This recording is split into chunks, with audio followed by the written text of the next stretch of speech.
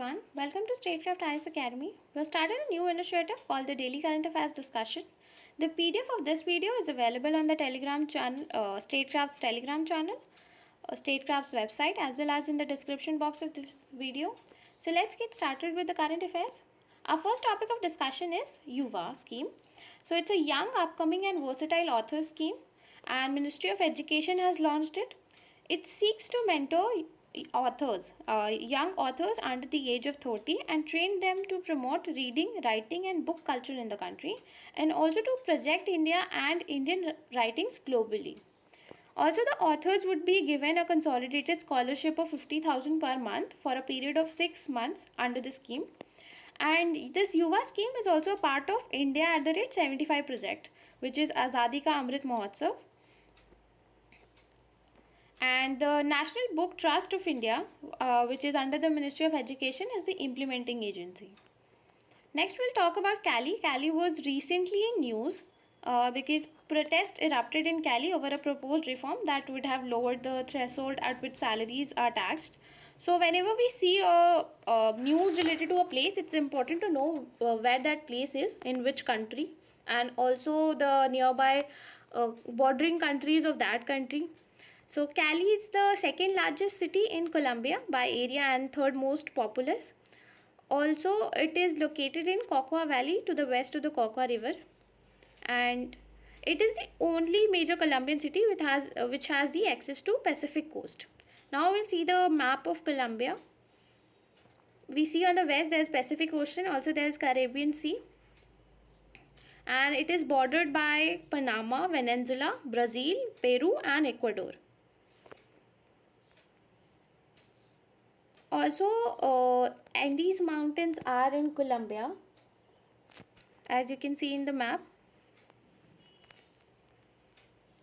Next, we'll talk about Economic Community of West African States. So, it's a regional political and economic union of 15 countries located in the West Africa.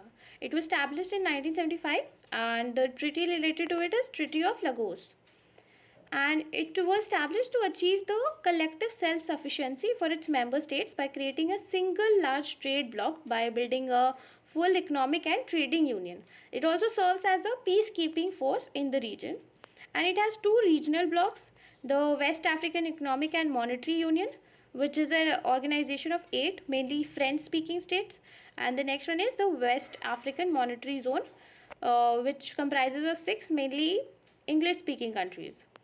So recently this association was in news because it was attempting to mediate or basically solve the crisis in Mali. You can go through the crisis in Mali article of Statecraft as well.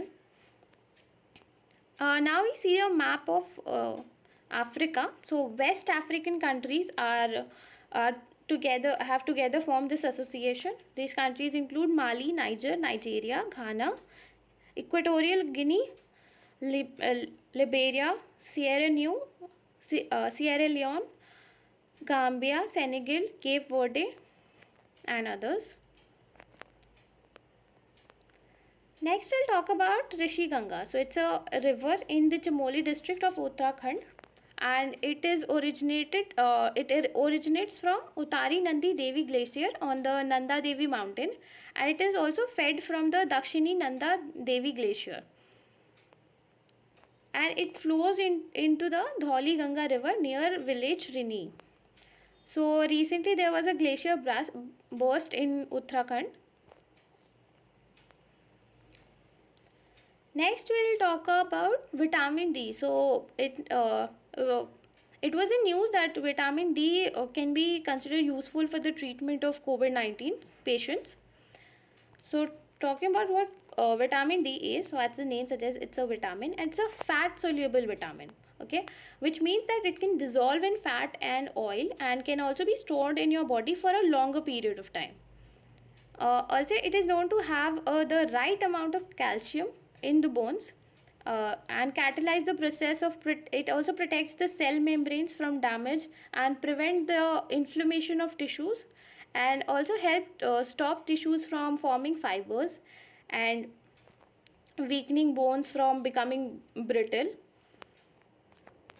and it is produced endogenously when the ultraviolet rays from sunlight strike the skin and trigger vitamin D synthesis. Also, this vitamin D deficiency can cause rickets in children and osteomalacia in adults. So recently there was a study conducted where the patients were divided into vitamin D and non-vitamin D groups, and the vitamin D group received a pulse D therapy in addition to the standard treatment, while non-vitamin D group received the standard treatment alone. So it was found that the mortality rate of COVID patients is almost zero in case of the vitamin D group, as there was high level of vitamin D.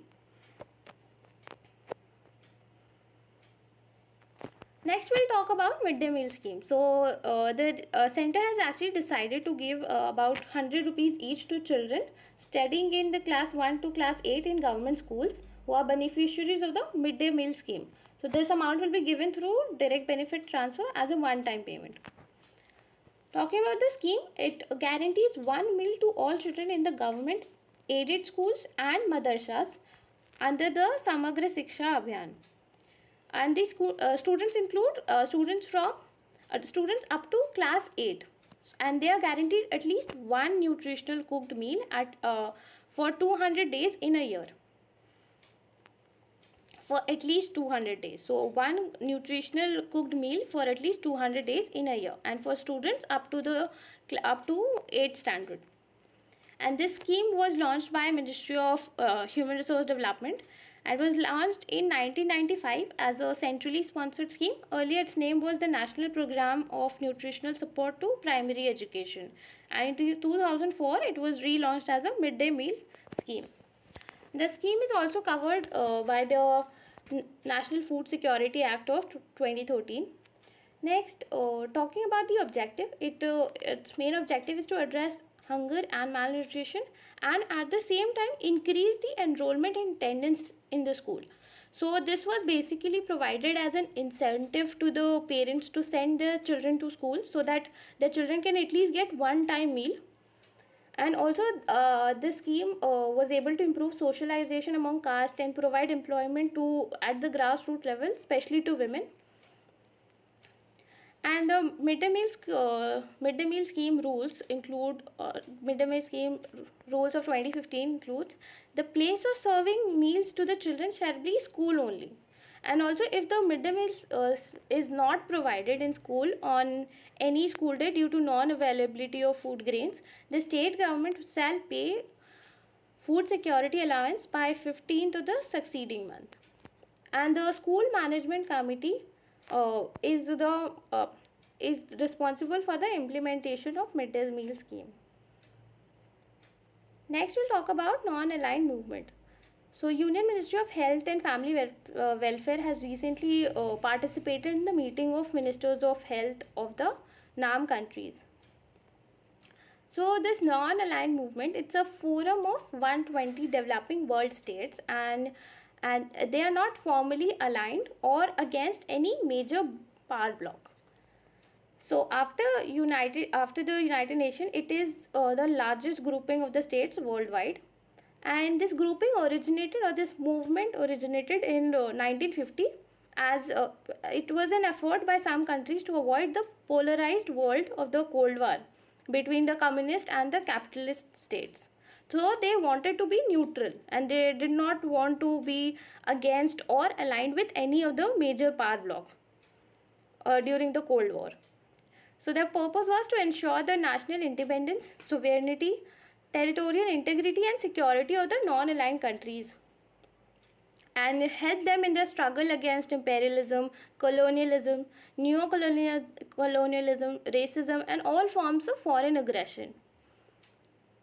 Also, the principles of this association was agreed in the Bandung Conference in 1955. So this Bandung Conference is related to non-alignment movement, and this movement was established in 1961 in Belgrade, Yugoslavia. And this was the initiative of the Indian Prime Minister, that is Jawaharlal Nehru, the Ghana's president, Indonesia's president, Egyptian president and the Yugoslav's president. So the main 5 principles of non-alignment movement include mutual respect for each other's territorial integrity and sovereignty, mutual non-aggression, mutual non-interference in domestic affairs, equality and mutual benefit, peaceful coexistence. See, these 5 points can also be included in international relations or related mains questions as well, to form a positive outlook and give a positive conclusion at the same time. Talking about its role and activities, it is provided a platform for newly independent developing nations to join together and to protect their autonomy, and also it has helped in maintaining world peace and prosperity. Next, we'll talk about Eurasian griffon vulture. So recently, a Eurasian griffon vulture was spotted in the Satara district's Kiona Wildlife Sanctuary in the Sayadri Tiger Reserve. So this vulture is a massive tri-colored vulture with whitish head and neck and pale brown body and contrasting dark flight feathers. Its native areas include Tibet, Kazakhstan, Kyrgyzstan, Uzbekistan, Tajikistan, Afghanistan, Pakistan, Bhutan, Nepal, Mongolia and West China. So these are all bordering countries only.